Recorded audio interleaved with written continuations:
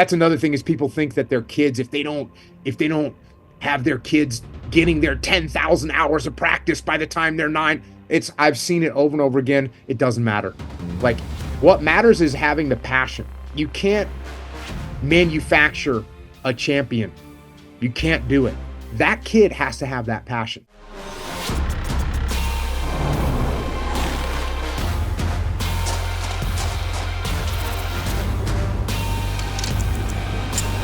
Welcome to the Mountain Tough Podcast, brought to you by Sig Sauer.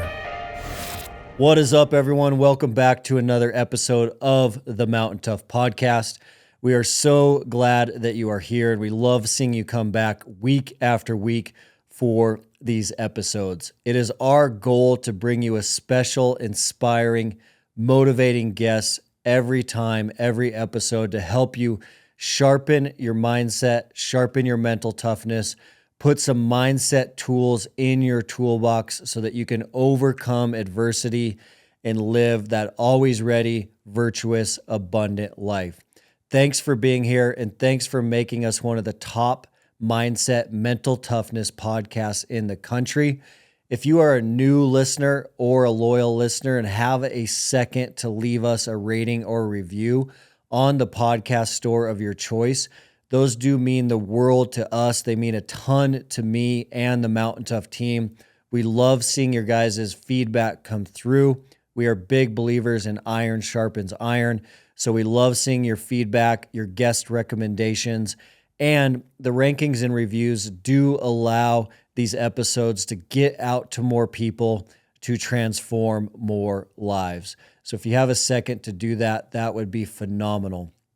Switching over to current events at Mountain Tough, there has been a lot of work going on this season in the lab. And what I wanted to make sure you knew about was the all-new preseason prep program for hunters that are 50 years old and older. So the preseason prep for 50 years plus is a big, big deal. We've been requested for this program to be created for several years. There is an abundant amount of hunters, backcountry hunters, that are 50, 55, 60, 65, and they were looking for a unique program more focused on mobility, stability, pliability, and a lot of the creation of this program came from Randy Newberg. Randy works across the street from the Mountain Tough Lab. He came over one day and he was like, look, I am a little bit out of shape. I got some injuries and I have the biggest hunt of my life coming up this August. Can you guys train me for an August Mackenzie Mountains Doll Sheep hunt? We said yes. We started training one-on-one Randy every day. And what we realized is we need to train him slightly differently than how we would work with him in like preseason prep 2.0. Most of the principles are the same, but human performance-wise, there was some tweaks we had to make with Randy's injuries. He hadn't been in the gym since high school. He's fit because he'd been rucking and hiking and hunting, but he hadn't done gym-based training since high school. So we made some modifications, and we realized we need to release this to the public. It's a program for athletes, hunters, anyone that wants a high degree of functional fitness and mobility that is 50 years or older. So make sure you check that out. It is in the Mountain Tough app. It's going live right around the same time as this podcast today. So it is either up or will be up in the next day or so. So check that out. It's a phenomenal option if you're hunting this year. And if you are hunting this year, you need to start that program soon. Switching over to the app, I want to also make sure you know that as a podcast listener, we do have an exclusive podcast code. So if you've never checked out Mountain Tough Plus, the app that is available on iPhone, iOS, all your smart TV streaming platforms, so Roku, Apple TV, Amazon, the Mountain Tough app, as a podcast listener, you do get 6 weeks for free. So this is a huge, huge deal. 6 weeks of free training on Mountain Tough Plus.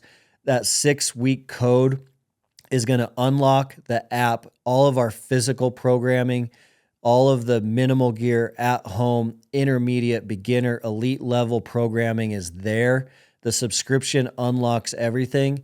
Additionally, you're going to be able to dive into our mindset content for 6 weeks, our mental toughness content, our spiritual content, and our nutritional content.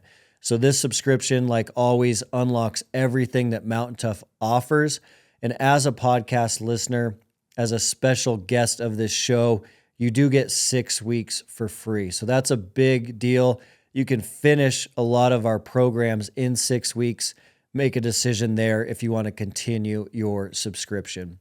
That code for your 6 weeks free as a Mountain Tough podcast listener is Mountain Pod. That is MTNPOD, all caps, all one word.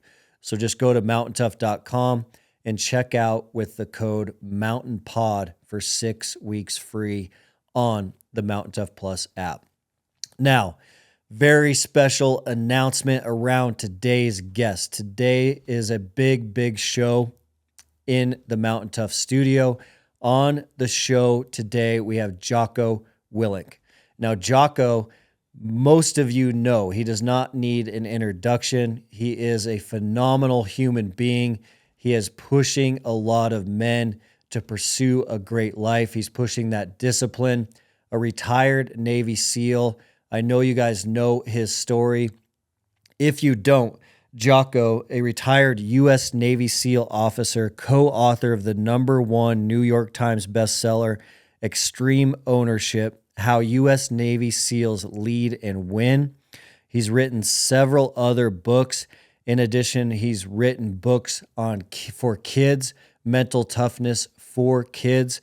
He has a leadership business called Echelon Front, and he owns and runs and operates a phenomenal jiu-jitsu gym in San Diego called Victory MMA.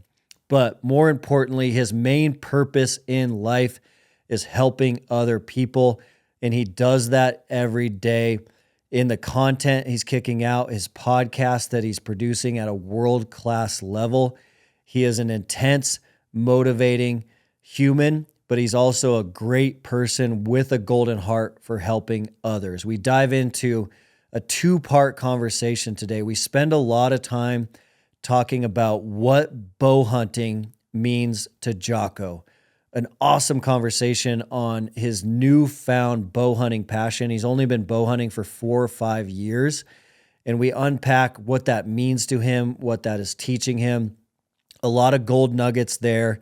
And then we finish out today's episode diving into fatherhood. How do we become, how do we be, how do we lead our families as fathers? A phenomenal conversation with Jocko. This is one you're going to want to save. This is one you're going to want to share with your friends. Certainly, you're going to want to share this with other fathers in your life. So stand by for my conversation with Jocko.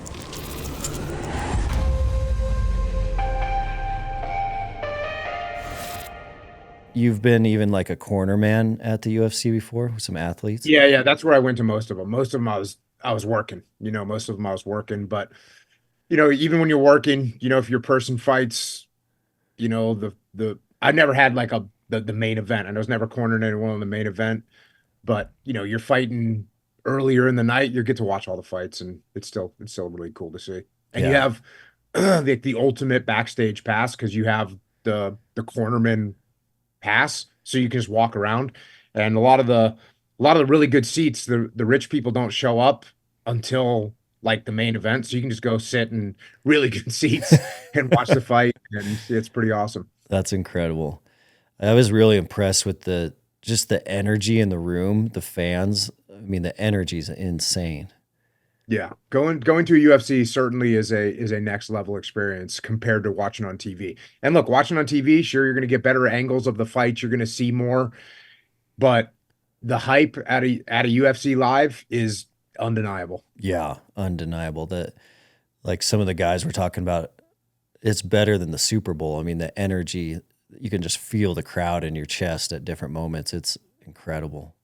Yeah, I've never been to a Super Bowl, but I've been to some UFCs, and I've been to a lot of UFCs, and the hype there is, like I said, it's undeniable. That Holloway knockout, with Gaethje was nuts. Yeah, that was a crazy knockout. And that's, that's the kind of knockout that that's going to leave a mark. Like that's real damage, so it's rough to watch. And, that's fighting. Yeah. Gaethje's nothing but game. And so is Holloway. And I worked with Holloway years ago. I trained a fighter named Jeremy Stevens, and he had a fight against Anthony Pettis, and we wanted to get someone that had Anthony Pettis's very unique striking style, someone that could mimic that. And we brought in this young, like 18-year-old kid, unknown kid from Hawaii. His name was Max Holloway, and he was just a really hard worker. It wasn't even his camp, and he was trying to win every sprint, every round he's sparring. He was just if I could have invested in him back then, I absolutely would have. His attitude was outstanding. Man, watching him too is like watching a sniper. He was like waiting all 5 rounds for one mistake. Yep. He's a killer. And Gaethje's just an outstanding fighter as well. So awesome fights. Yeah, I saw that they were calling it potentially like the greatest knockout in UFC history. Do you think it's close? There's a lot of really great knockouts. I don't know if that one is particularly the greatest, but it's definitely up there in one that, will be it. That knockout will be in the highlight reels of the UFC forever, for sure. Yeah, he was down there was no movement for a couple minutes on the ground. Yep. It's rough. It's rough. After you take a hit like that, do you need to not get struck in the head for a year, a half a year? I mean, how's he going to approach his training? They should really, after that knockout, I don't know what his specific concussion protocol is going to be, but he should not be, I wouldn't be surprised if he's not doing any contact at all for the next 6 months. I know I got knocked out and got a really bad concussion training, and the doctor told me like no sparring for 6 months. And, I waited 6 weeks like an idiot because I was young and stupid, but that's how you get messed up. So hopefully they take it serious and he takes some serious time off and lets himself heal up. The thing is, and this is pretty well documented, if you get knocked out, it's now easier for you to get knocked out. You don't get tougher. This isn't like putting a ruck on. Yeah. You put a ruck on and you hump that ruck for time, you're going to get more resilient and feel better and get stronger with the ruck. It doesn't work like that with your brain. You don't get conditioned to getting punched in the head. It only gets worse. You only can take so many hits over time. And also people are different. Some people they're just hard-headed and they'll be okay. And some people, they just have a little bit of a weakness where over time it really impacts them in a negative way. And you could see that the examples I always think of is George Foreman versus Muhammad Ali. I mean, Yeah. George Foreman certainly took massive head trauma during his career, and he still was he's relatively good to go. And, we all saw the deterioration of Muhammad Ali, towards the end of his life. And so those are two people that were both heavyweight fighters. They both took a lot of damage, and one of them, the damage had less impact over time. So just like some people will have, spine problems, and some people will have, skin problems, and some people will have, heart problems. Like two people that are both marathoners, one of them can have serious heart issues and the other one can be perfectly fine. And they're both training hard, but there's just that genetic component that you have to account for.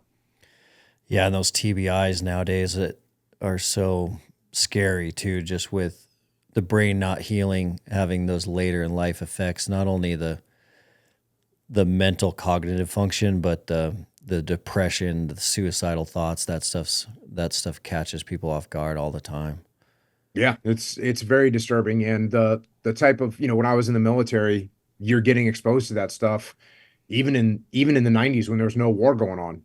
We're setting off charges. We've got breaches going off. We're throwing crashes into rooms and being in those rooms, getting crashed, all those things. Those are all, just going out and shooting a Carl Gustav, nowadays they limit exposure to firing a Carl Gustav. I don't know what the exact number is, but you can't be around more than 3 a day or something. I don't know what the numbers are. Yeah.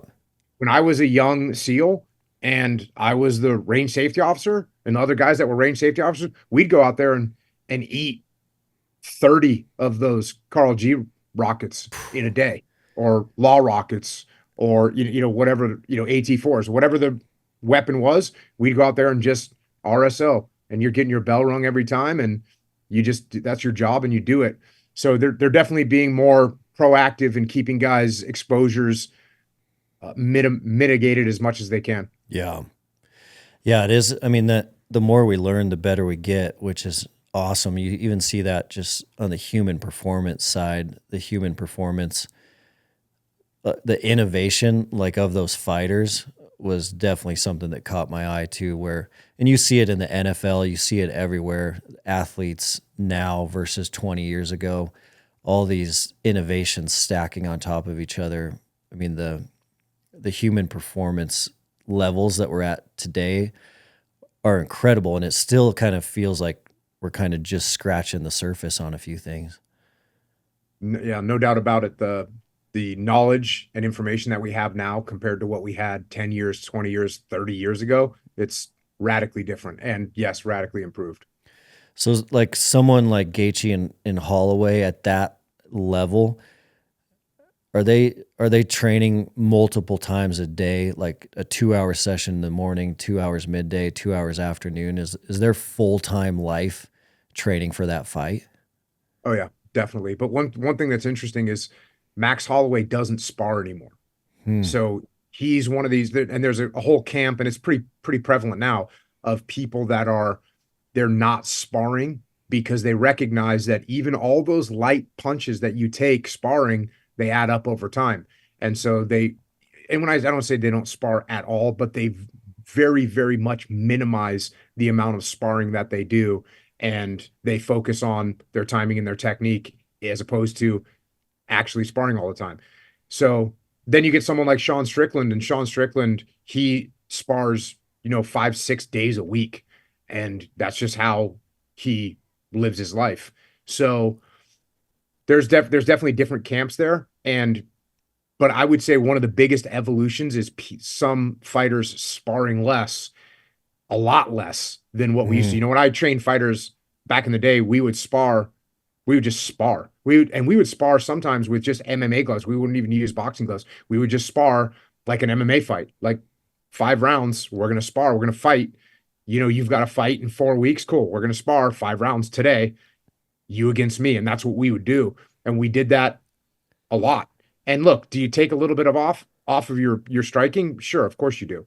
But you're still like getting occasionally people getting knocked out. You're definitely getting your bell rung. You're definitely getting sat down sometimes where you're going to have a headache.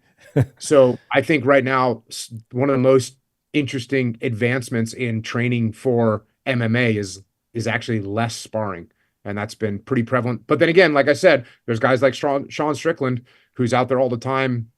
He spars 5-6 days a week. Just depends. Yeah, it depends on the athlete.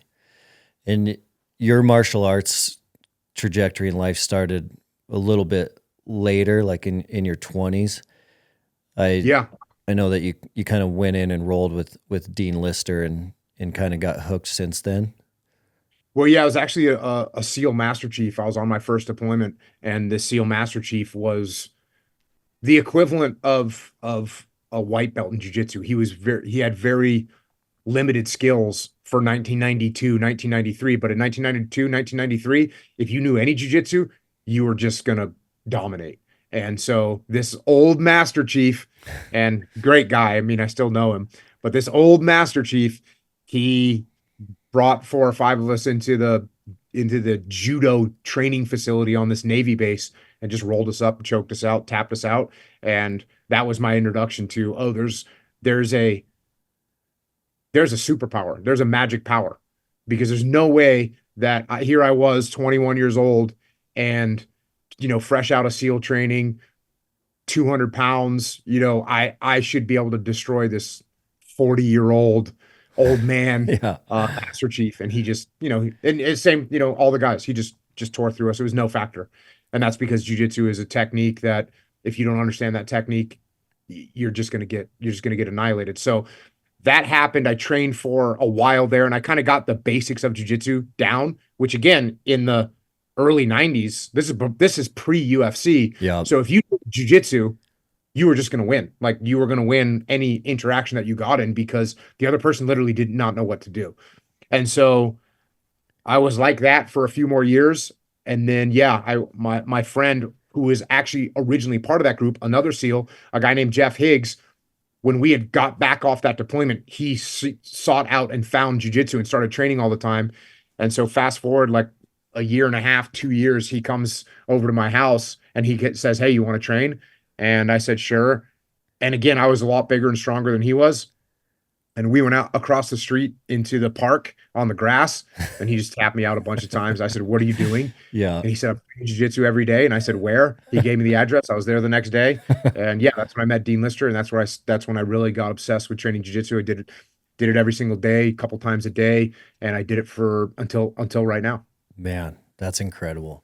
It is incredible how it is a superpower. I have very limited experience in jiu-jitsu at all. I dabbled in it once, but I remember going, a big group of us went as, white belts and beginners, and there was a older brown belt there. He's a legendary guy in Bozeman. His name's Art Hoffman, and he at that time was probably like 55 and we were all like 32, 33, and he's like 160 pounds. We were all like 180, 190, and he just annihilated all of us. I remember getting home and talking to my wife, and I was like, I felt like I was a 7-year-old girl fighting this guy, and he's a 55-year-old man. There's just nothing you could do to him.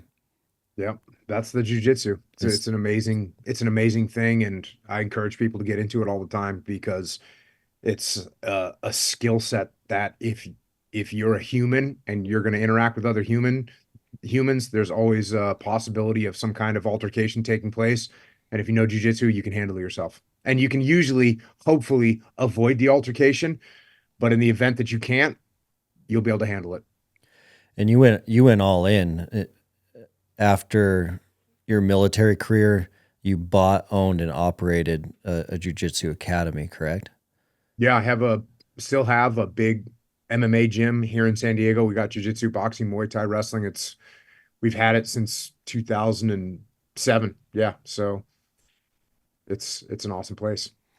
What do you recommend for people that, like us in Montana, we're kind of rural, Bozeman's bigger, so there's some studios here, there's some dojos here, but so many people live kind of out in the boonies in these small towns, kind of all over the Rocky Mountain West. What do you recommend for those guys to get into some sort of martial arts? Yeah, I mean, first of all, there are places when I look up in the mountains and I'm looking at different areas. I mean, Bozeman has a couple options. I think Clone Gracie has a place there, and then you've got Straight Blast Gym, right there. Those are two options. You're set. Yeah. You're set if you would live within, a half an hour of Bozeman, you're good to go. And usually there's places like that. Pretty much if there's any population center, there's going to be some kind of jiu-jitsu currently. Now, if there's not any jiu-jitsu at all, and you're right, there are definitely people that live in remote areas or towns where they just haven't got it yet. Look, you can get a couple mats and you can go. There's a bunch of really good online training programs, and you do those online training programs. One of the hardest things about jiu-jitsu is you do need to have a friend. You have to, you can always work out. You and I both know you don't need anything to work out. All you need is gravity in the floor, and you can crush yourself and you can be in awesome physical condition. But you cannot do jiu-jitsu without another human. So you need to have at least one friend that's willing to get on the mat with you and train. But there's all kinds of instructionals. There's all kinds of websites. YouTube is free, and you can get all kinds of information from there. Even if there's a place that doesn't have any jiu-jitsu, they might have some kind of wrestling. some kind of, maybe they have judo, but a lot of times in these remote areas, they at least have wrestling. Mm-hmm. And so if you can get some skills, you can get some bodies to roll with wrestling, and you can learn. So you can definitely learn jujitsu no matter where you are right now, as long as you have one other human being that's interested in it, you'll be okay. Awesome. Yeah. I love it. I know there's some guys meeting up in garages with mats and stuff like that. Well, Jock, I want to shift gears and I want to chat with you for a while about hunting, because I know that is a newer thing for you, bow hunting being a newer thing. I kind of wanted to unpack that and see what your experience has been there. I know you've been out bow hunting over the last few years with Dudley and some of the other guys, but what has bow hunting meant to you now that you've had the chance to go out on a few trips? Well, first of all, I'm probably the luckiest guy in the world if you look at it from a perspective of bow hunting, right? If you just take my experience with bow hunting, I'm the luckiest guy in the world. I had basically John Dudley saw me on Joe Rogan and thought that I might like bow hunting. And John Dudley, I met him. We randomly ran into each other in an airport, and I didn't really know who he was. He said, "Hey, I'm a friend of Joe Rogan's," and he took a picture. He sent it to Rogan, and we kind of linked up, and then we connected on text. And he said, "Hey, I think you'd really like archery and bow hunting. I want to make you a bow and teach you how to shoot it." And I said, "Okay, awesome." And that's exactly what happened. John Dudley built me a bow, came to San Diego, and actually we went and saw Joe Rogan. Joe Rogan was playing a big, comedy show or whatever it's called, a comedy concert. What do you call those? Tour. Comedy show? Yeah. He did that, one of those in San Diego. So, and that's what Dudley did. He came out, he brought me a bow and then taught me how to shoot it. And then, fast forward, I ended up being able to hunt with him, hunt with Rogan, hunt with Cam, and just have had a ridiculously awesome luck. And yeah. Man, that isn't very lucky. You're very blessed from that perspective to be introduced to hunting from those guys. And so going out into I think your first hunt was like in northern Utah, something like that, going out with those guys. Yep. Elk bugling, elk screaming. What was the experience like for you? Yeah, it was awesome. And as soon as I started archery, and I'll tell you honestly, one of the first things that I really liked about it was that it's quiet. And I spent so much of my life shooting guns, and just the shock waves and the repercussions of guns and having to put ear pro on and all, the fact that you could just do this quietly, almost instantly, that was the first thing I noticed. I was saying to myself, "Oh, this is so nice to not have to feel a little shocked, to not have to put ear pro on." Just all that I thought was awesome. And you could do it in your yard and didn't have to worry about anything. Mm-hmm. So I thought that was great. And then the other thing is there's a lot of transferable skills that you take from, when my job in the military transferred very well over to over to hunting. So everything from, of course, shooting, because the principles of shooting, whether you're shooting a bow or whether you're shooting a pistol or whether you're shooting a rifle, the principles are very, very similar. And so instantly, sort of, oh, okay, I understand the translation here. And it's a pretty direct translation from what you did in the military to what you do in hunting. So that was awesome to be able to have that. And the other thing I liked about it was, okay, now I've got a very specific mission. It's a very specific mission that you're getting dialed in for, right? That you're going to get a chance, or you hope you're going to get a chance. It's going to take work to get there, but you're going to get a chance, an opportunity. It's going to be fleeting, and you're going to have to make a shot under a lot of pressure, and you got to be prepared for it. So having that is, I think, anybody, if you're doing jiu-jitsu and you are going to compete in 4 months, it changes your focus. Now you're pushing harder. You're working on very specific things.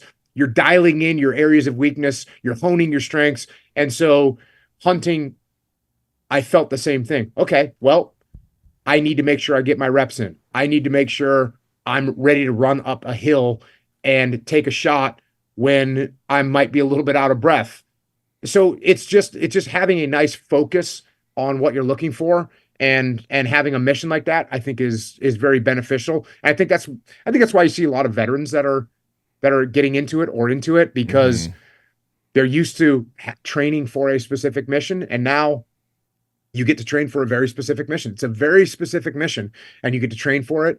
And there's a high reward to the hard work, Yeah. Because there's also, it's also, there's no guarantee in hunting. There's no guarantee in hunting. And that's one of the wildest things about it, is the outcome is, by no stretch of the imagination, is that outcome guaranteed at all.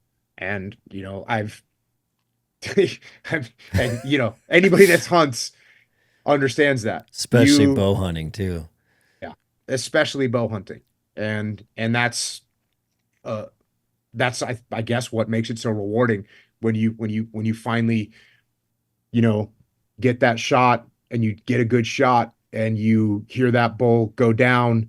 That's definitely it's weird too. That's one thing I found surprising about bow hunting is you don't get any, at least for me, I take a shot, I get no relief whatsoever. I feel no joy, or I don't feel anything when I take the shot, because you still don't know until you walk up on that bull. Yep.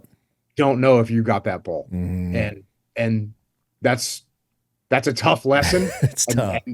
But I mean, I've taken shots where my guide was just so pumped, and my expression is just of, we'll find out. Yeah. Like, we'll find out. Felt good. We'll find out. And that's really, it's definitely a roller coaster for sure. Hey guys, I just wanted to take a second and talk to you about nutrition and supplementation. There are a plethora of options when it comes to supplements that can be kind of overwhelming, so I wanted to let you guys know what I do take. So in the mornings, I am taking the Mountain Ops greens and the collagen right when I wake up, and that has been a game changer. I don't eat a lot of vegetables throughout the day, so adding those greens in the morning is quick and efficient, and I can really feel the collagen. In addition, I do enhance my workouts. My Mountain Tough training sessions are quite difficult, and so I do like to take the Enduro. It gives you a cardio enhancement that you can actually feel. And then I also like a little caffeine with my workout, so I'm taking the Mountain Ops Ignite.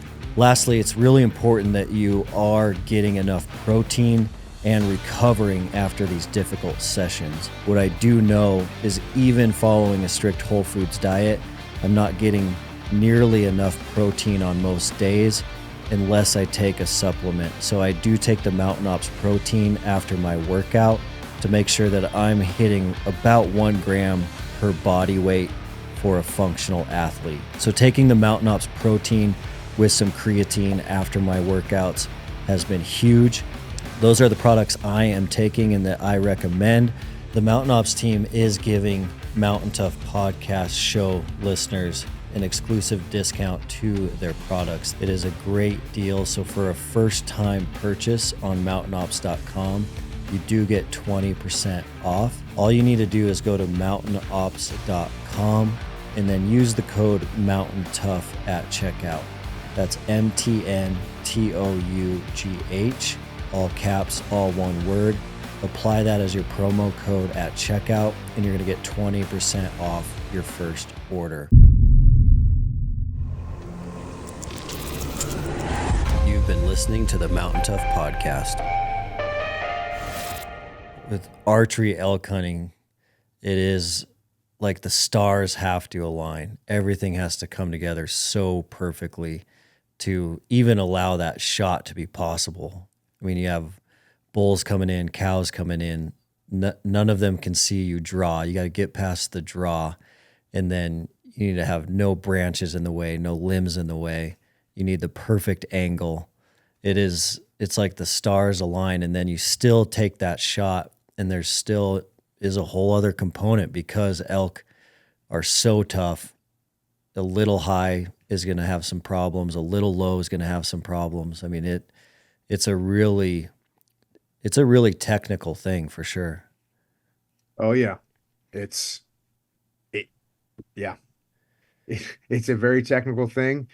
And like I said, even when I take the shot, I still feel no satisfaction or happiness at all until I walk up on that bull. It's just very, very difficult. And I've hit bulls and tracked them for I guess the longest I've tracked is 24 hours. And at the end of that, you finally get that bull. It's like, yeah, we found it, but what were the chances that we wouldn't have found it? Yeah, it's just a tough game, man. It's a tough freaking game. And going to camp where there's really good hunters, and hearing really good hunters not recover bulls. Yeah. You think to yourself, how is that even possible? That's how hard it is. It's so hard that people that are incredible world-class hunters take shots and don't recover bulls. That happens. Mm-hmm. So yeah, it's a tough game. It's a tough game. Do you find do you find that you like it because it is so tough? It's a big battle. It's a big challenge, but that's also part of what makes it so great. 100%. Mm-hmm. Yeah. Even when I think about with the bow, yeah, it's like you already pointed out, getting into position, drawing the bow back, like all these things that you have to do, and you have to do it, 40, 50 yards away? Yeah. That's what you're doing it. Like, that is so hard to do. And if you could do that at a further distance, then it's just infinitely more possible. Mm-hmm. When you have to get to 30, 40, 50 yards, it's tough. And I think I've killed 3 bull at 50 yards and 1 at like 23. Man. And yeah, and I mean, every one of them, it's just like one little change in the situation and everything goes sideways. Oh, for sure. And then I went and hunted whitetail this year, and it's just a totally different game. Mm-hmm.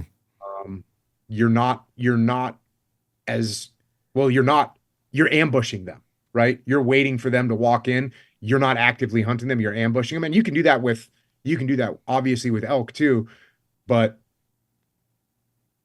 you're certainly, it seems like with whitetail, you're waiting for them to come into your area. Yeah. Whereas with elk, you can do that as well with elk, but much of elk hunting is you got to go get them. You're going. Yeah.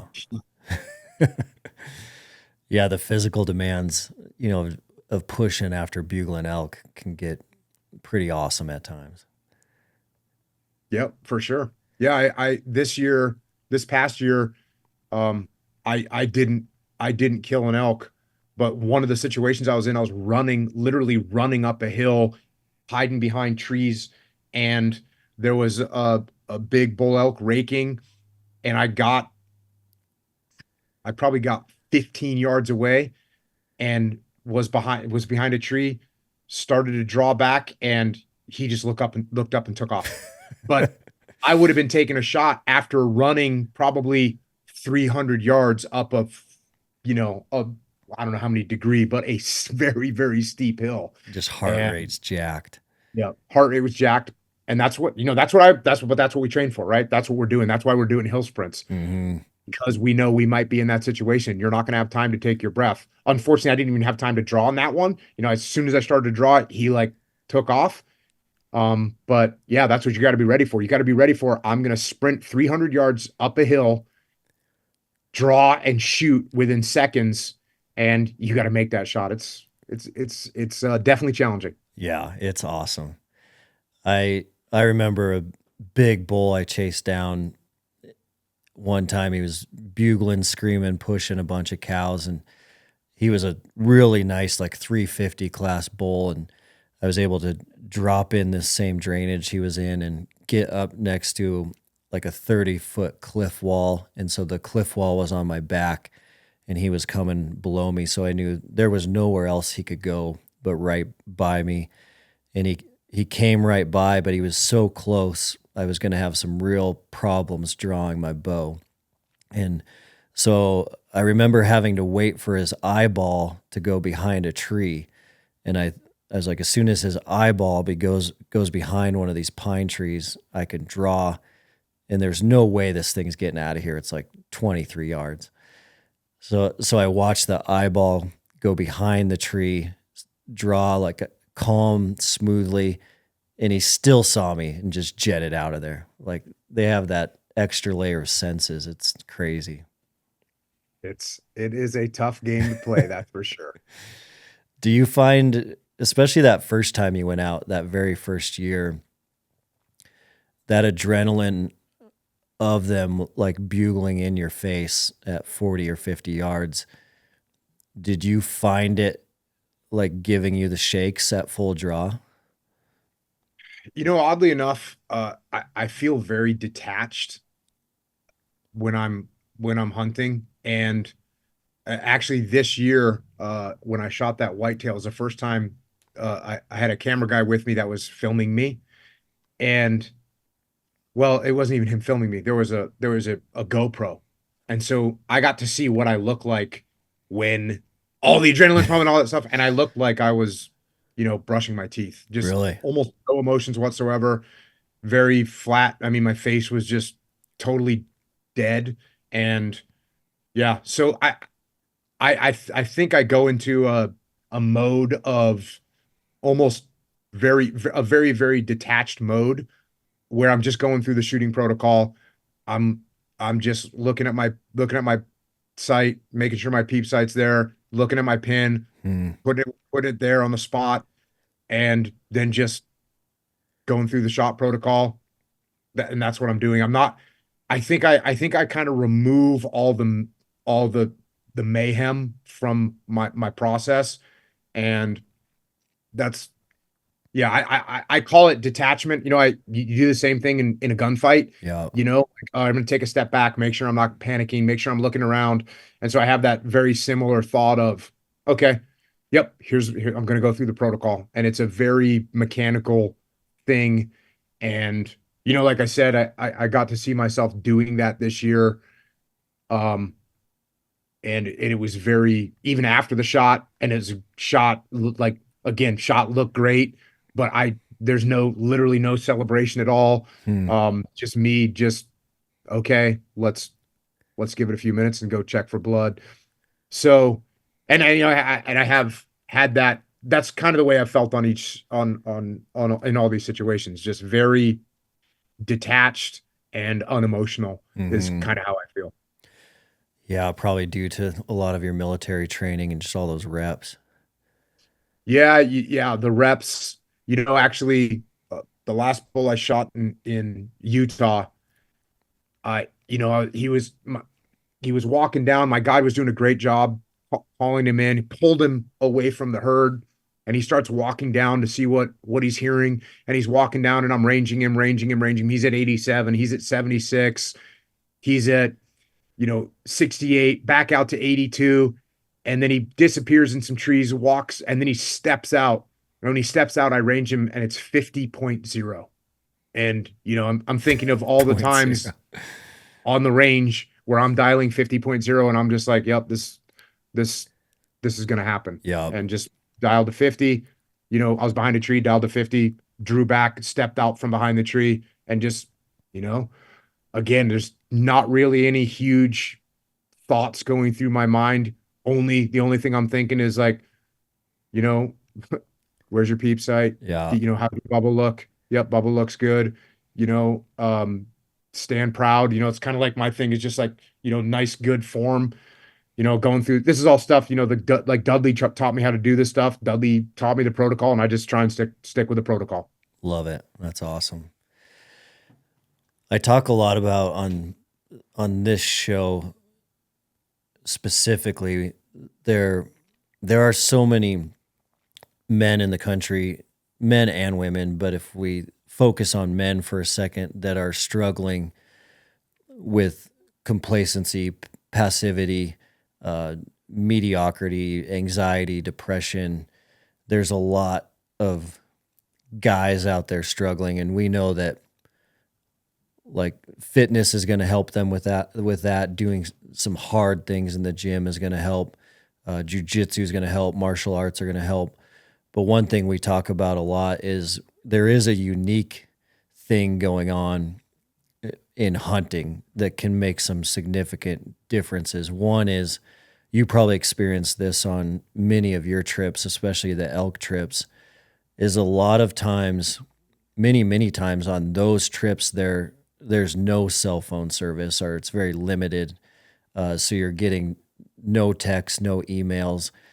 And one of the best things for anyone who's struggling to do is just go spend 4 or 5 days in the backcountry without your phone. You don't even have to hunt, just start with the backcountry.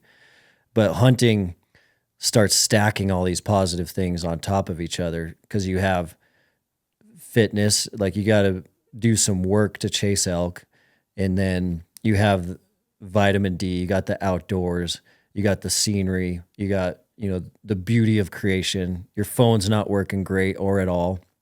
You got good buddies that you're hunting with. So then that's stacking. And then the cool thing, especially with bow hunting, it happens with rifle hunting as well, but with archery, if it's the same analogy used of the jiu-jitsu fight coming up, if you have a Colorado elk hunt coming up in September, that Spartan effect starts happening where it's like, well, I got to shoot my bow every day. I got to be ready. And shooting your bow and working out every day to get ready for a hunt that's 7 months away, that creates a whole bunch of life change on its own before the hunt has ever happened. So are you seeing the same things? Are you seeing the same things with bow hunting, that it can really be a great catalyst for someone to kind of start changing their life trajectory? Yeah, 100%. Like I said, whether you're getting ready for a jiu-jitsu competition, or you're getting ready to run a marathon, or you're getting ready to go bow hunting, you have to prepare. And it focuses your preparation so much when you know that, look, you're lucky to be able to get this hunt. You're lucky to be able to get a hunt, to go hunt an elk.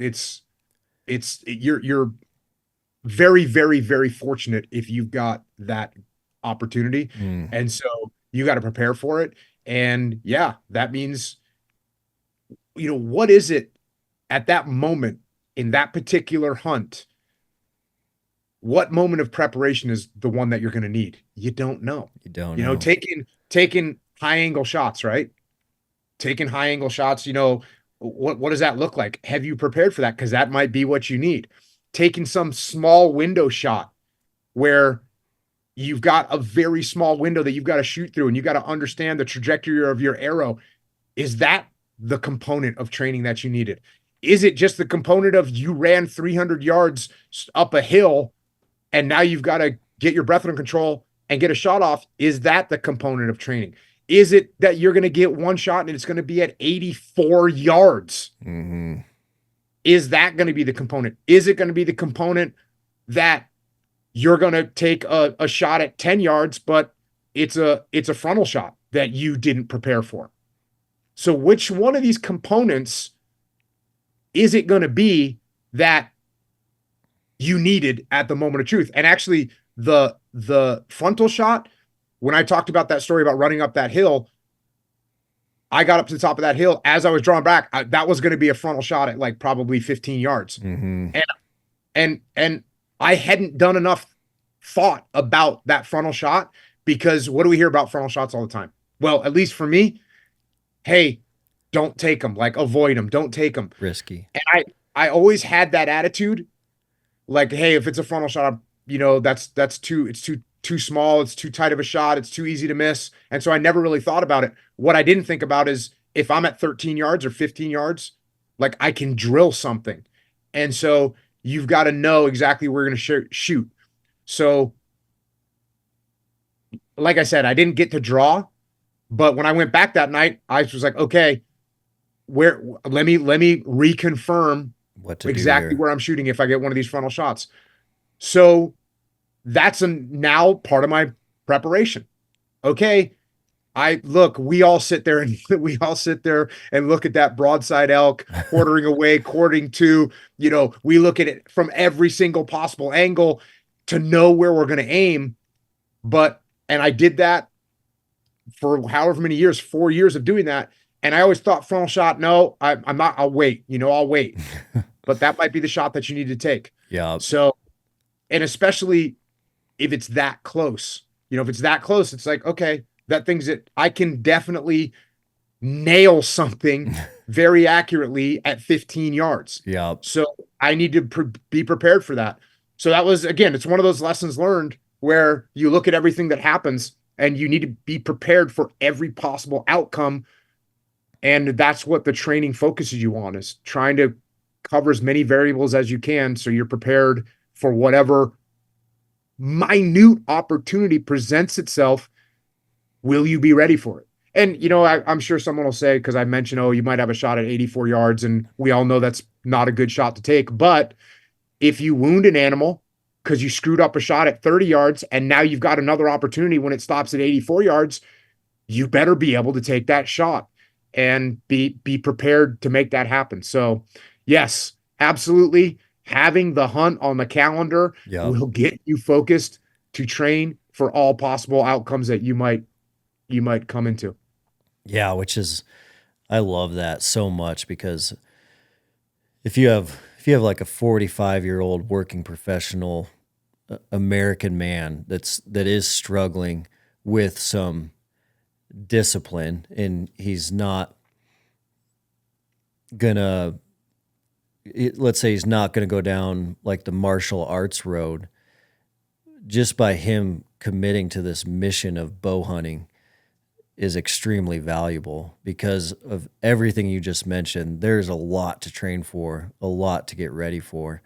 And to do that, his schedule now needs to shift. He needs more time in his day to train. He's got to wake up early, or he's got to be more efficient with his time. And then, his family's seeing him train. His family's maybe shooting archery with him. So all these really awesome elements start happening. Yeah, no doubt about it. Having a goal and having a mission is going to get you focused. And certainly bow hunting is an outstanding representation of a solid mission that's going to be very, very challenging. The success is not remotely guaranteed by any stretch of the imagination.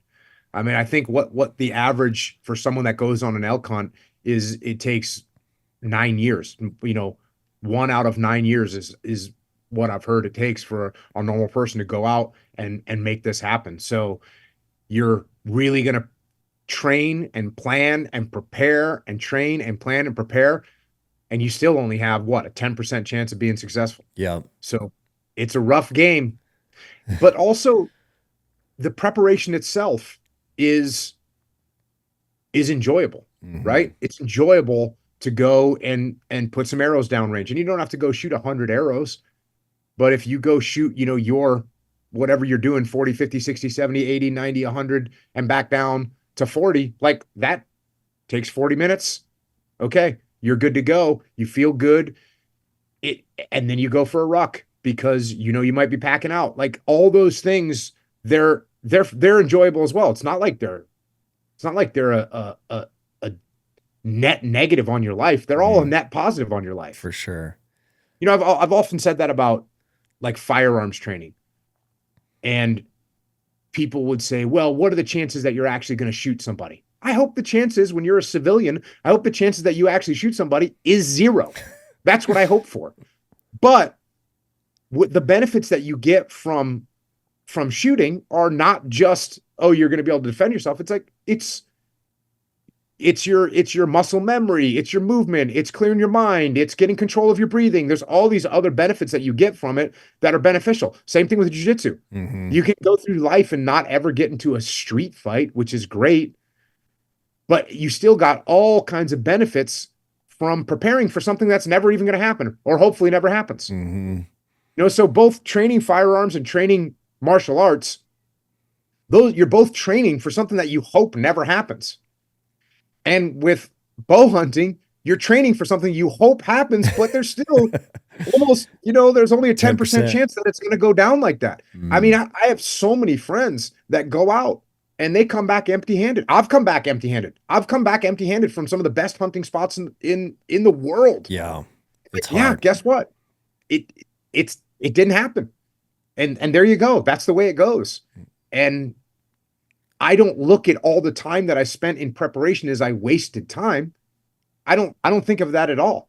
I think that the entire journey of preparation is equally beneficial as the moment that you take the shot and you get a bolt. Like, they're all a huge positive in your life. And even if you trained and trained and trained year after year after year, season after season after season, and you never made it happen, made it happen, you would still benefit so many ways in your life that it'd be worthwhile. I've used a ton of Bluetooth speakers over the years, and they all have never quite had enough output for me to really have an awesome home gym workout on a Bluetooth speaker. But the Turtle Box is in a whole new ball game. They have leveled up this product, so the bass and the output you get out of a Turtle Box is quite amazing. It's funny how we started using them at the lab. We had an awesome sound system at our new lab here in Bozeman. We were using it so much, we actually blew our brand new system out. We went right to the Turtle Boxes, and so we paired 2 together in the lab, and that was a lot of output for the Mountain Tough team and all of our testing to have phenomenal sound in our gym for a great workout with great music. We know there's a ton of Mountain Toughers training in their basements, in their garages, and I know a lot of you are looking for great sound to play some music in the background to your MGDs or your kettlebell diesel. This is a great product for you to check out. Turtle Box is at a whole new level. The bass and the volume you can get out of that box. It's a sweet product. You guys can check them out at turtleboxaudio.com. Again, that's turtleboxaudio.com. You've been listening to the Mountain Tough Podcast. I love that you brought that up, and I think that is really important to talk about, and I wish people talked about it a little bit more because of media, social media content, YouTube content. New hunters, beginners, or people that are interested in diving into bow hunting, elk, for sure, they can get a bad notion of what it actually is, because all the content that is out there is going to show success after success after success after success. But what none of the content is going to show you is the failure after failure after failure after failure, hundreds of failures to get to that one successful moment, just because that doesn't make good content. People will tell you that if you ask them that in person, but if you're watching some archery elk hunting content, the content that's going to make it on someone's channel a lot of the times is going to be a successful harvest of a bull. And so you can get a false idea that this is easy and it happens all the time. And then a beginner will go out thinking that it is easy, and they'll get a little disgruntled too fast. And I think it's just because the way they were set up with their expectations. I think the expectation should be that this is really, really, really hard. But because it is hard is what makes it so beautiful. And if you go 10 years without killing an elk with your bow, that is totally fine because of all these other amazing things that are going to happen. You're going to become a better outdoorsman. You're going to be outside. You're going to be training. You're going to meet a lot of amazing people. Knowing that it's going to be hard for 10 years would set people up a lot more for a successful path than a false conception that, hey, this is real easy. Because if it was easy, it wouldn't be any fun anyways.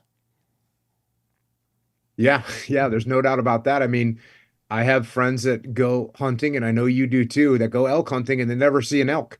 Mm-hmm.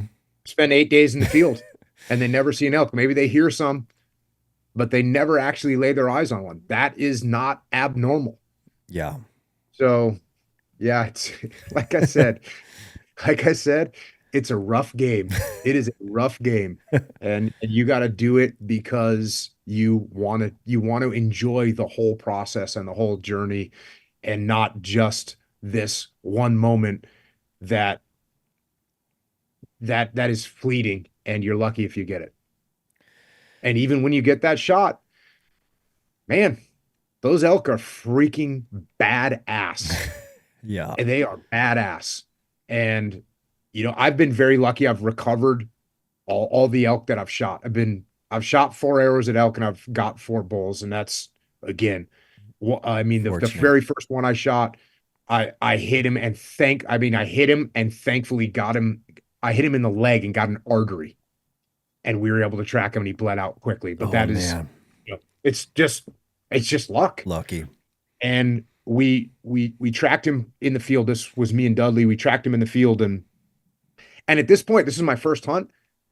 I thought I was the biggest loser in the world. Like, I thought I was just, that this never happened. And I got back to camp and we hadn't recovered it. We left, we marked where we left off and get back to camp. And actually I was talking to Cam Haines and Joe Rogan, and, Cam was like, he basically just started telling me stories of shots that he had taken and, never recovering, blowing shots. And I'm thinking, this is Cam, this is Cam Haines, he's like as good as they get. Yeah. And he told me about, he shot this animal and blew the shot. He was only not, 19 yards away. And I'm thinking to myself, oh my gosh. And Joe's the same thing, like telling stories of, oh, I thought I took the perfect shot and it hit back and we didn't fight. It's crazy how hard it is. And like I said, very lucky. And I had great, when you have someone tracking like Dudley and we a guide out there helping us, that's impressive because, tracking that blood is a skill in its own right. For sure. But so I got very lucky, very, very lucky on that first elk. And, it also made me realize, okay, well, you need to get a lot better. Mm-hmm. And that's what it was. And I just kept training and have been very fortunate with, all the other shots I've taken have been good shots. Kind of like where we all plan to shoot. Mm-hmm. But even hitting one of those in Colorado, my guide looked at me like, so pumped, perfect shot, quartering away. Oh, just 53 yards. Like, oh, this is, give it an hour and we'll walk in there and we'll be out of here in, a few hours. 24 hours of tracking before we find it. Full day. Yep. And again, it was a little bit back, but it was a pretty good freaking shot. Like anyone that watched that shot would have said, oh, you're good job. Yeah. And here it was, we had to track that thing for 24 hours. Yeah, this is a freaking hard game, a very hard game to play. And again, like you said, that's why it's rewarding. Mm-hmm. You're doing something that's very difficult, and to everyone that's on this path, everyone that's going out there, making it happen, trying to make it happen. Like I meet someone that's a bow hunter, respect, because it is a freaking hard thing to try and get done for sure. Well, in the backcountry, the mountains, they teach you, they highlight so many life principles in a short amount of time. So if you're going on a elk hunt for 5 days, the amount of life principles that are highlighted in those 5 days that are the same principles you need to use in the rest of your life become pretty apparent. I mean, there's the failure and just learning to brush that off, bounce back, and start moving forward so that you're not just sitting there in your failure and not doing anything. And then you're overcoming adversity every morning, every night, every afternoon. And then there's the whole mental side of staying in the game, not quitting till the end, not coming home early. There's all these amazing things that are getting shrunk down in this short amount of time. And it's just highlighting these principles that they're going to help at business. They're going to help at being a dad, a husband. All these same principles are showing up. And I remember in 2019, I drew a Montana mountain goat tag, which is really difficult for a Montana resident. It took me 24 years of applying to draw that tag. And the year I got it, ironically, in the unit for that tag, it started dumping snow early in that unit. And so you hunt mountain goats in October. And in October, in that unit, the unit had 333% above average snowpack. So it was just a fluke that year. We had like January snow in October in this unit. And we hunted mountain goats we looked for that goat for 17 days. So we didn't find a mature Billy. I was really focused on a mature, like 9-year-old Billy. And we didn't find one until we found the one that I shot on day 17. So we saw some females, but we never saw a mature Billy till we found the one I shot. So 17 days of trudging along in that 333% snowpack. We were trying to go in on skis and camping out in that snow. But that was one of the most difficult hunts, but it's my favorite and best hunt. And that's like life. Like things that are hard and things that you have to put a lot of effort in are the best. Like the hardest challenges are the best. They're the ones you remember the most rewarding, the most satisfying. So hunting is really doing some pretty special things. Yeah, yeah, there's no doubt about that. And that right there, 17 days of every day is kind of a gut check. Mm-hmm. Every day is kind of a gut check. And we're just going, we're going to go again. And we didn't see anything. We're going to go again. We didn't see anything. We're going to go again. And what's really crazy is how fast everything can turn around. Yeah. Because you cannot see anything. On this whitetail hunt I did, I had an opportunity within an hour of being there on a pretty nice buck. And I didn't take the shot. And then I was pretty much nothing. We'd see deer, but we wouldn't see like any shooters for another 4 days. And this is on a 5-day it was 5-day or 6-day hunt. And it wasn't until the 5th day. So all these days, and now you start seeing the end creeping up and you're thinking, I'm not even gonna get anything. Like I had a chance and I didn't take it. I'll never let that happen again. I'm an idiot. And then whatever, the sun's about to go down and you're thinking about what's going to be for dinner. And all of a sudden, out of nowhere, in 1 minute, the whole thing's over because a buck comes out, walks straight in, and, boom, shot's taken. We're done. But, that's after 5 days of sitting there and 5 days of not thinking, oh, my opportunity is coming. My attitude is like, I already missed my opportunity. Like I blew it. And so 5 days of suffering and thinking you blew it. And then all of a sudden everything changes in 1 minute and 30 seconds.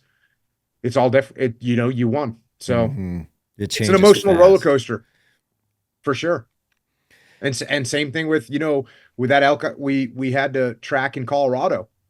You're thinking, you go back to camp and you're like, well, I blew it. I'm a loser. This sucks. What did I do wrong? I thought I hit it good. What mistake did I make? You're just second guessing yourself, can't sleep, don't want to eat dinner, go out the next morning, pick up that blood, and you're like, well, oh, wait. Oh, go freaking 20 yards with no blood and find a little speck. Oh, now we're back on it. And next thing you know, you're on some good blood and you find it. And celebration. Yeah. But serious emotional roller coaster. Very, very serious emotional roller coaster. It's very emotional, yeah. And it's very consistent that the best bow hunters in the world, one of their key characteristics is they never quit. So there's so many days they don't want to go out, but they just go because they know that at any second it could happen. And so a lot of the legends kill animals in the last 10 minutes of the last day all the time, because they're gonna push that candle all the way to the end before they're coming home, and they just won't back down. Yeah, that definitely has to be the attitude, because yeah, as you and I both have stated, everything can change in 3 minutes. But how fast does how fast does an elk move, right? It seems like they're breaking the laws of nature, how fast they go from one area to another. So your whole situation can change in 3 minutes. And if you weren't there, you didn't get out to that ridge line, or you didn't push a little bit further that day, it's not happening. And so yeah, you gotta stick with it no matter what. No doubt about it. For sure. Well, Jocko, I want to transition here with our remaining time in chat about a different topic. I know that a big purpose in life for you that you've articulated is helping people. And that is similar to mine, and it's similar to Mountain Tough's mission. Our mission for sure is helping people with life transformation and helping people live a more abundant and virtuous life. And I want to connect that just in our final kind of 10 minutes here around being better dads and what we can do to be better dads. And I know you have 4 kids. I have 2 daughters. My daughters are 11 and 9. And so I'm always thinking about it from the perspective of what can I do to make sure I'm raising independent kids? What can I do to make sure I'm raising mentally tough kids, physically fit kids, hardworking kids? Anything I can do, I'm always looking to mentors and advisors around kind of that topic. And so I just kind of wanted to, feel that out with you and see what you've done that has worked, what you've done that hasn't worked, what your thoughts are there around fatherhood. A few topics here, and yeah, I've definitely, I've got older kids now. They're, in their 20s, and 3 of them are in their 20s, and one of them is a bit younger. My youngest daughter's 14, and definitely it's the best thing having kids. And I think of the lessons that I've learned, which I've learned a lot of them about kids, is the primary thing is that they really are the leadership principles from having a business or leading a team or a platoon or a company. The leadership principles that apply there apply to your kids as well. What makes it difficult with your kids is that you're more emotionally attached and connected to them. And so you really think that you know what's best for them, and you really want to impose that on them. And that is not the best plan. The best plan is, just like with someone that works for you, is to give them as much ownership as you can. Allow them to pick the path, allow them to decide how they're going to do things. And the minute, I often say, what's your favorite thing to eat? And someone will say, whatever, pizza. Well, if I forced pizza down your throat, how would it taste? Not good. It wouldn't taste good at all. You'd throw it up. I don't care if it's ice cream. If I force feed you ice cream, eventually you're going to throw it up and you're going to hate it. Mm-hmm. So when we try and impose things on people, they'll end up with the same attitude. And it's the same thing with your kids. And I saw this a lot with jiu-jitsu in my family. So when I was, being so dedicated and also recognizing how good jiu-jitsu is for people, I of course wanted my kids to be heavily engaged in jiu-jitsu. So when they were younger, they were training jiu-jitsu by my direction 7 days a week. So like Saturdays and Sundays, my kids were at my gym for 5 hours a day. Mm-hmm. They were doing jiu-jitsu, they were doing striking, they do the little kids class, they do the big kids class, they do competitions.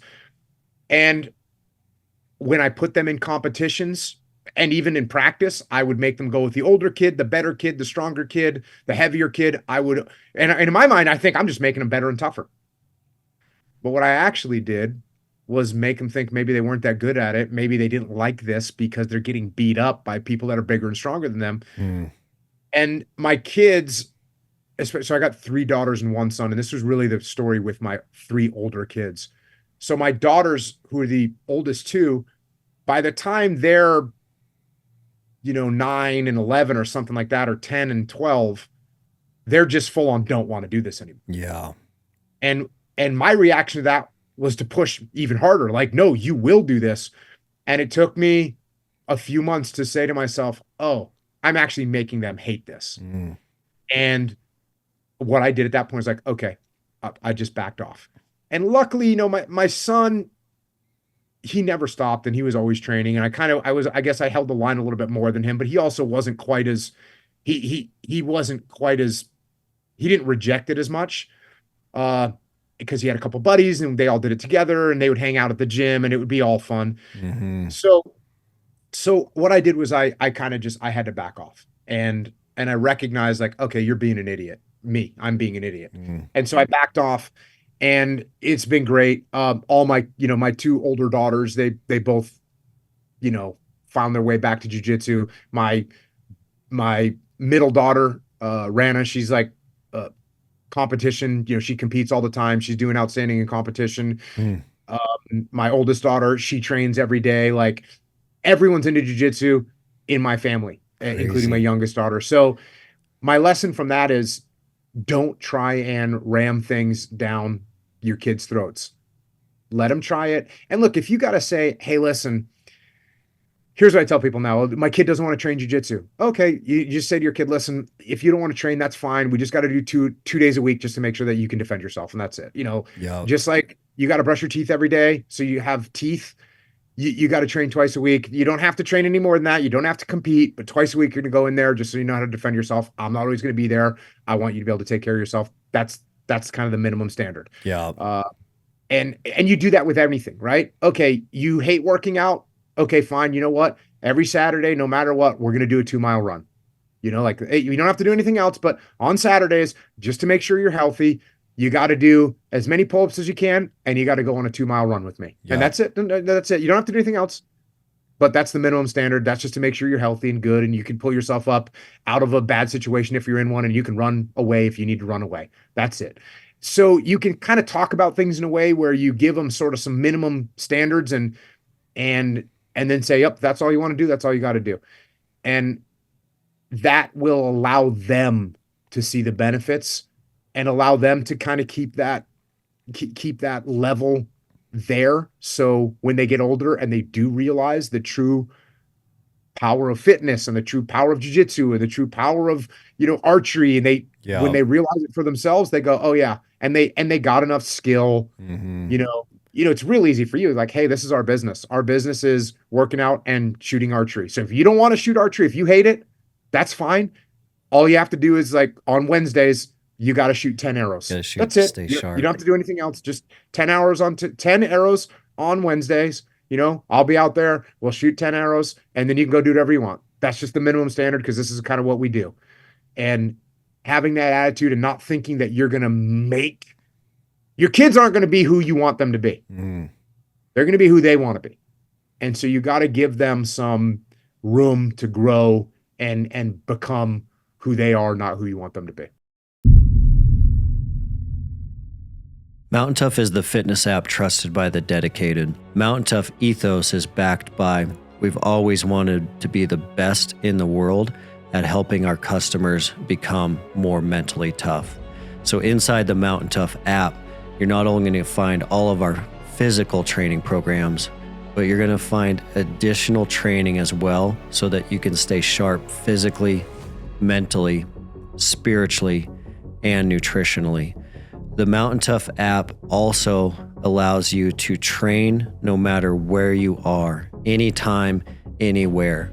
Additionally, the Mountain Tough app is going to have programs from beginners all the way up to elite athletes. And all of our programming is structured in a way that you can start with no gear at body weight, and you can go all the way up to programming that is full gear.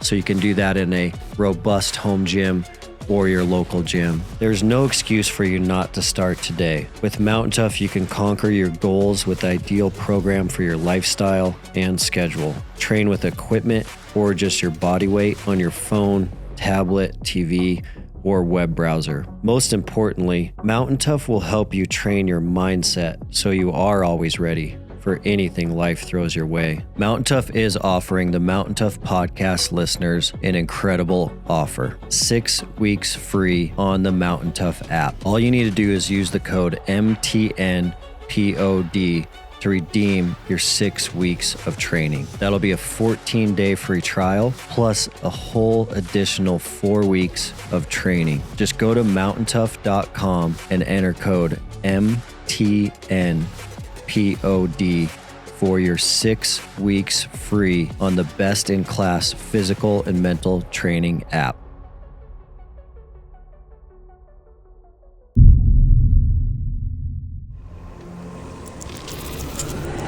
You've been listening to the Mountain Tough Podcast.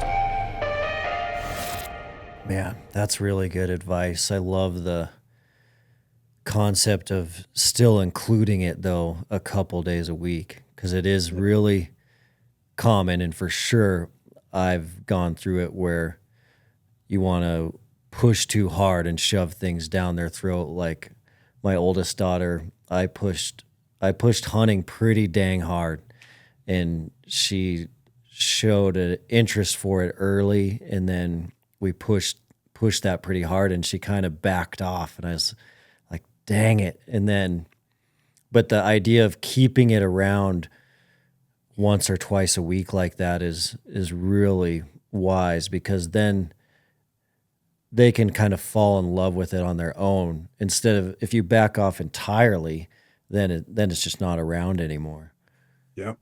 It seems, and I've told a lot of parents this, and I've gotten feedback that's kind of a good methodology. People want to have control over their own destinies, right? Even a 5-year-old, a 7-year-old, and a 10-year-old kid, when we can try and control people, there's actually a term for it. It's called psychological reactance. People push back. When you try and impose things on people, people naturally push back.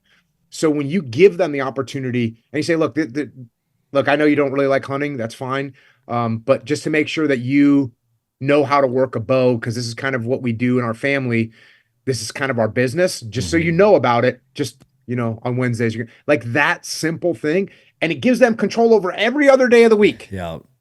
It gives them control over 6 days a week and 23 hours, 23 and a half hours. It's still all theirs. And you still get them. Let's face it. If you're shooting a bow as a 10-year-old, once a week, by the time you're 14, you're going to be dialed. Yeah. You're going to be dialed. Yeah. So that's another thing, is people think that their kids, if they don't have their kids getting their 10,000 hours of practice by the time they're 9, I've seen it over and over again. It doesn't matter. Mm-hmm. Like, what matters is having the passion. You can't impose, you can't manufacture a champion. You can't do it. You can manufacture maybe a regional champion in wrestling. You can make your kid, if you just dictate your kid's life, you can make them like a regional champion in wrestling. Or maybe if you're even more tyrannical, you can make a state champion. That's unlikely. Mm-hmm. Unless that kid, and you're definitely not going to make a someone that's going to go to college and excel. That kid has to have that passion. That kid has to say, I want to be the state champion. Not, I want to keep my dad happy by being the state champion. Tony Hawk, the skateboarder. Yeah. He would just, his dad would say, Tony, we have to go home. It's 9 o'clock at night. You have school tomorrow. And he'd say, Dad, let me just land this trick 2 more times. Please. It won't take me more than an hour. That wasn't his dad. That was him. That was him. He wanted to get that skill. And that's where the true champions come from. But you got to let that desire develop in your kids. You can plant the seeds, and that's what that 10 minutes of shooting on Wednesdays, that's seeds being planted and put a little water on it. Mm-hmm. Just put a little water on it, just keeping it fresh, keeping the soil nutrients in there, and not trying to take that seed and pull it out of there. You try and pull that seed out of there, you're going to kill it. Yeah. You're going to kill it. Don't try and pull that seed out. Let it grow. Give it water and give it some sun. Give it the nutrients, but let it grow on its own. Don't try and yank that thing out of there. You'll kill it. That's good advice. Yeah. And knowing that going in is so helpful, because otherwise you just want to push what you're passionate about down to your kids instead of pouring gas on what they're most passionate about. I mean, that's definitely helped me, is figuring out what my kids are passionate about. And kids are wired so different, like same household, same parents, same socioeconomic factors, but they're complete opposites in so many ways. So just figuring out what they are gifted at, called to, interested in, and just pouring a lot of gas on that. Mm-hmm. What are your kids into? My oldest is really into rodeo and horse stuff, which is amazing. Thank God. Yeah, it's awesome. Yep. It's awesome. And then what about your next one? My youngest, she is obsessed with gymnastics. You're good to go. Yeah. Totally good to go. Like you got one that's on horses that's outstanding. Imagine what she's going to take away from that. Imagine the skills she's going to have. Imagine the responsibility that she's going to gain from that. It's just awesome. And then gymnastics, maybe the best foundational fitness that a human being can have is gymnastics. So you're good to go. Like you said, man, just keep putting water on that. And, at some point, one of my daughters was into gymnastics, and at a certain point it becomes a lot. And maybe your daughter will be like into it, and maybe she'll be like, okay, well, I want to try something else. Cool. Either way, you're good to go. All those skills. Yeah. All those skills, all that strength, all that balance. My daughter can still just jack a handstand and walk around the house on her hands, and she stopped doing gymnastics when she was probably 13, but she still has all, backflips, all those skills. All those fundamentals. By the way, they transfer really well into jiu-jitsu. My oldest daughter was a ballerina. How does Jocko have a daughter that's into ballerina? I don't know, but she got into ballet. And I'll tell you what, that is a hardcore discipline. It is hardcore. And she still is, she can still stand here talking to you and put her leg up, up here with the strength and flexibility that you get into your system doing ballet for, she did it for, I don't know, 12 years or something crazy like that. Yeah. And guess what? Guess what that applies really well to? Jiu-jitsu. Like you have the strength, you have the flexibility, you have the body awareness. So all those things are just good to go. And your daughter that's riding horses, outstanding. Great. And your daughter that's doing gymnastics, love it. Man, you're good. It's a lot of fun. Yeah, it's a lot of fun. Well, I want to be respectful of your time, Jocko, and we'll end on that note. And I really appreciate you. I appreciate everything you're doing and have done. I've followed your content for a long time, and I love that, your purpose is helping other people, and you've certainly helped a tremendous amount of people, and I'm sure you will continue to do that as well. And we're certainly proud of you, and it's amazing, how many people you've helped. Well, thanks, man. And I see the same thing in what you're doing, introducing people to hunting and then help them be physically ready for hunting, which is going to make them physically ready for life. It's outstanding. Thanks, man. I appreciate it. Appreciate you. Have an awesome day. Right on, man. Back at you. Thank you. you. I'll see you up in Montana at some point. Yeah, we'll see you soon.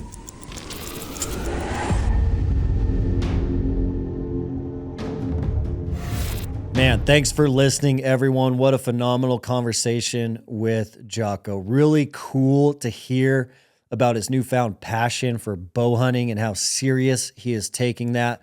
Like everything in his life, he's approaching that with a very serious, disciplined manner.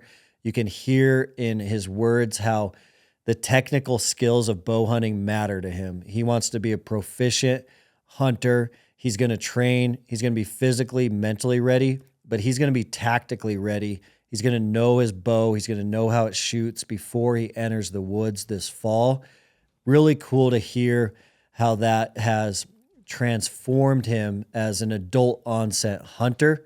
That's awesome that he's been introduced to that and is getting out in the hills now. But the golden nugget that I loved the most from today's conversation that I want you guys to hold on to is that golden parenting conversation at the end. Jocko talks about our kids, and our kids are all going to rebel if we push things that we're passionate about too hard on them. We don't want to push things down their throat just because we love them, because they will automatically rebel on those things.